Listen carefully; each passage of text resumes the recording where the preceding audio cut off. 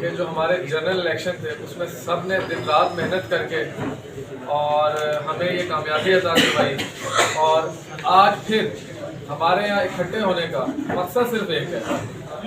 ہمارا آج یہ مقصد نہیں ہے کہ ہمارے پاس سردار صاحب آئے ہیں، سردار امجد صاحب آئے ہیں، راشد صاحب آئے ہیں، کوئی بھی آیا ہے۔ ہمارا مقصد یہ ہے کہ عمران خان آیا ہے، ہم نے عمران خان کو جتانا ہے۔ اور یہ جیت ہمارے لیے کیوں ضروری ہے، میں اس کا آج تھوڑا سا ہماری لوکل سیاست کے اوپر میں بات نہیں کروں گا، ماشاءاللہ سب نے کی، اور میں وقت بھی آپ کا مختصر لوں گا۔ پچھلے 35 سال سے جو ہم پیٹرن نوٹ کر رہے ہیں، جو میری پیدائش سے پہلے کا پیٹرن ہمارے ملک میں ایک شروع ہوا، یہ دو گھر آگے ہمارے اقتدار پر مسلط ہو گئے، ہمارے وسائل پر مسلط ہو گئے، انہوں نے ہمارے ملک کے وسائل ہر چیز کو نوچ کھایا۔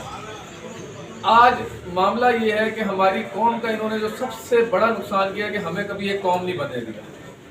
عمران خان نے ہمیں ایک قوم کا تصور دیا، اس نے کہا ہم نے یہ جنگ لڑنی ہے پاکستانی بن کے، اس میں کوئی برادریوں کا تعلق نہیں ہے، کسی طرح کی ہماری صوبائیت کا تعلق نہیں ہے، صرف ہم ایک قوم بن کے اور پاکستانی قوم بن کے لڑیں گے۔ جو کہ یہ ہمارے جو خاندان ہمارے اقتدار پہ مسلط ہوئے، انہوں نے 77 سال میں ہمیں قوم نہیں بننے دیا۔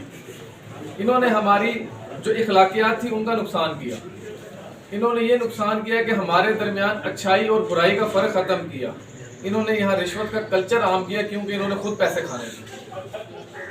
تو آپ سب سے ریکویسٹ یہ ہے کہ ہم نے ان چیزوں کو سمجھنا ہے، یہ جو ستم انہوں نے پچھلے 35 سال میں ہمارے ساتھ کیے ہیں، ہم نے ان کو سمجھنا ہے۔ آج یہ کہتے ہیں کہ جی ہمیں موقع دیں، موقع ان کو کیوں دے؟ پچھلے 35 سال میں یہ دو خاندان تو باری لگا رہے ہیں ہمارے ملک کے اقتدار میں۔ ہم نے ان کے خلاف آج جہاد کی لڑائی لڑنی ہے۔ انہوں نے ہمارے ادارے تباہ کیے، خواہ وہ اسٹیبلشمنٹ ہو، خواہ وہ جوڈیشری ہو، خواہ وہ کوئی اور ادارہ ہو۔ آج ہمارے سامنے جو چیلنجز ہیں وہ کیا ہیں کہ ہم کورٹ میں جاتے ہیں تو ہمیں وہاں انصاف نہیں ملتا۔ ہم یہ پوچھتے ہیں بحیثیت پی ٹی آئی کے کارکن کہ ہم غیر قانونی کام کیا کر رہے ہیں۔ ہمیں پاکستان کا آئین گارنٹی کرتا ہے کہ ہم اگر ہمارا کوئی حق نہیں ہے تو ہم اس کے لیے احتجاج کر سکیں، پرامن احتجاج کریں۔ ہم پرامن احتجاج کرتے ہیں تو ہمارے اوپر تشدد کیا جاتا ہے۔ اس تشدد کی آڑ میں ہمارے ساتھ کہیں یہاں فالس فلیگ آپریشن بھی ہوئے، ہمارے کارکنوں کو ہراساں کیا گیا۔ مجھے آج یہ سمجھ نہیں آتی جتنی طاقت ہماری ریاست نے پی ٹی آئی کے کارکنوں کو گرفتار کرنے میں لگائی ہے، اتنی طاقت کیا کچے کے ڈاکوؤں پہ لگائی ہوتی تو آج وہ علاقہ پرامن ہوتا۔ دہشت گردی کی کارروائیاں کر رہے ہیں تو آج ہمارے ملک کے بارڈر پرامن ہوتے۔ اتنا دماغ اگر انہوں نے ہماری معیشت پہ لگایا ہوتا تو آج ہمارا ملک معاشی طور پہ مستحکم ہوتا۔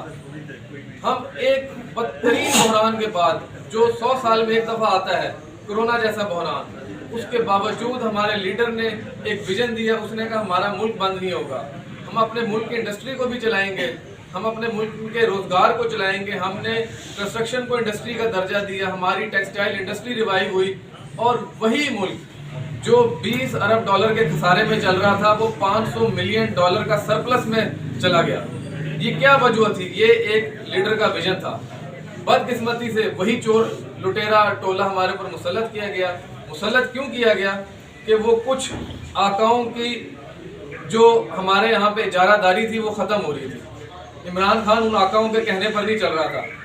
عمران خان مرد مجاہد ہے، مومن ہے، وہ ہمارے نبی پاک صلی اللہ علیہ وسلم کی ختم نبوت پہ کام کر رہا تھا، وہ ہماری امت کے لیے کام کر رہا تھا، وہ امت کو جوڑ رہا تھا۔ ایک مہینے میں دو دفعہ OIC کا اجلاس یہاں پہ ہوا پاکستان میں۔ یہ وہ اقدام تھے جو ہمارے بیرونی آقا جو ہمارے بنے پھرتے ہیں، جو ہماری ایک انٹرنیشنل اسٹیبلشمنٹ نام کی ایک تنظیم ہے، ان کو پسند نہیں آیا، جس وجہ سے انہوں نے عمران خان کو نکالا۔ آج ہمارے سب کے اوپر یہ ذمہ داری عائد ہوتی ہے کہ ہم عمران خان کو واپس لائیں، اور ہر الیکشن میں، ایک الیکشن میں انہوں نے دھاندلی کر لی، کوئی بات نہیں، ہم دوبارہ سے ووٹ دیں گے۔ ہم نے انشاءاللہ ضد بنانی ہے، ہم نے عمران خان کو لانا ہے اور اس کو امت مسلمہ کا لیڈر بنانا ہے۔ یہ پاکستان کی لیڈرشپ کا معاملہ نہیں ہے، یہ ہماری امت مسلمہ کی لیڈرشپ کا معاملہ ہے۔ آج ہم پریشان ہوتے ہیں، فلسطین میں جو مظالم ہو رہے ہیں، اسرائیل کے خلاف ہمارے ملک سے ایک آواز نہیں نکلتی۔ ہمارا وزیر اعظم کوئی فورم پہ جنگ نہیں لڑ سکتا اسرائیل کے لیے، یہ کیسا وزیر اعظم ہے؟